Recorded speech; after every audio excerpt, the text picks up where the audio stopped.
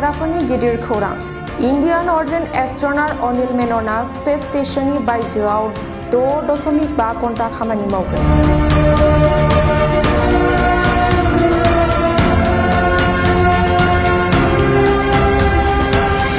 अनिल मेनना फैबाय थानाय समाव ISS-नि बायजोआव गुबुन मोनसे गोब्राब खामानि मावनो थाखाय थियारि जादों।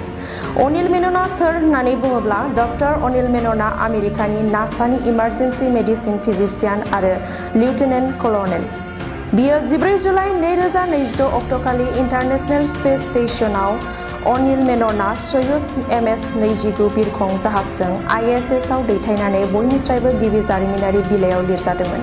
बेबादिनो आरोबाव फिन एस्ट्रनाटफोरा फैबाय थानाय समाव स्पेसआव डक्टर अनिल मेनन आरो इउर'पियान स्पेस एजेन्सिनि एस्ट्रनाट सफी एडेननमोना मोनसे गोख्रै थाथिनि डाटा आरो फोनांजाब एन्टेनाखौ सोलायनो थाखाय स्टेशननि बायजोआव ओंखारलांगोन।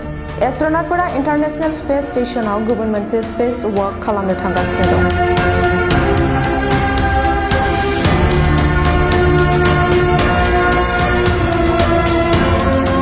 नासानि एस्ट्रनाटफोर आरो बिथांमोननि लोगो हानजाया दायो फैगौ आगस्त 18 थारिखआव जानो गोनां खामानि हाबानि थाखाय थियारि जाबाय थादों। अख्राङाव हान्थिनायखौ नेमबादि एक्सट्रा भेहिकुलार एक्टिभिटि होनना बुंनाय जायो। बेयो जाबाय सासे एस्ट्रनाटआ अख्रांनि लांदां लामायाव खामानि मावनो थाखाय अख्रां जाहाज एबा स्पेसक्राफ्टनिफ्राय बायजोआव ओंखारनाय सम। इन्टारनेशनेल स्पेस स्टेशननि बायजोआव अख्राङारिफ्रा खालामनाय स्पेससुइट गानो, जाय बिसोरखौ अक्सिजेन नारसिननाय, गुदुं सुग्लायनाय आरो अख्रांनि गोब्राब थासारिनिफ्राय रैखाथि होयो।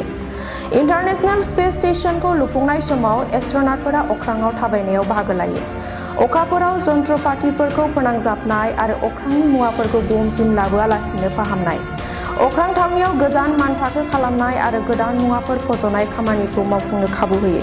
बे खामानिया 6.25 घन्टासो सोलिगोन होनना मिथिनाय जादों। नासाया अख्राङाव स्पेसवाकनि मख'जाथाव दिन्थिफुंनायखौ बेलासिनि 4:30 बाजियाव लाइभ दिन्थिफुंनो थांखि लादों आरो बे अख्राङाव आवगायनाय खामानिया बेलासिनि 6:05 बाजिसोआव जागोन होनना फोरमायदों।